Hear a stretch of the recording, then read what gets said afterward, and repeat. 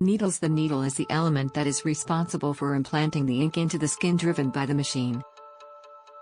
There are simple needles that require an additional element called a tip, which is the plastic coating that is responsible for holding the needle. There are also cartridge needles that already come with a built-in tip and are easier to handle. For the case of scalp micropigmentation, we recommend the cartridge needles. We should use a machine that works with cartridge needles. But, just to help clear things up, we will explain things for you. Simple needles. As you can see, the image consists of two parts. The needle is the long stick that you see, and the blue piece that you're seeing is a piece of plastic. To assemble, insert the needle into the tip and then fit them into the machine. This system is a bit more complicated to assemble than cartridge needles. Cartridge needles.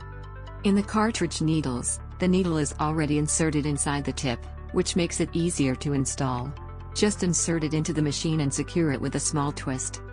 The needle output length should be 2 mm, that means that it is from the tip out the needle to come out only 2 mm. We will explain later in the video that the needle barely touches the skin of the client.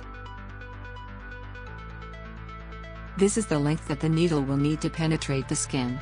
This is easily calibrated when the cartridge is already assembled in the machine, making a turn to graduate it. Later in the topic of assembling the machine, we will show you how to do all this. For now, we are talking about lesson issues, but later in the practice modules and live videos, it will be much clearer. There are needles to have a single point, which are to draw on, and there are needles with several points, which are to make fillings or shadings. In the case of the capillary micropigmentation, we are going to use round shade needles of 3 points. In this market, these needles are known 3RL. The number means the amount of points that the needle brings, and the letter RL means round liner.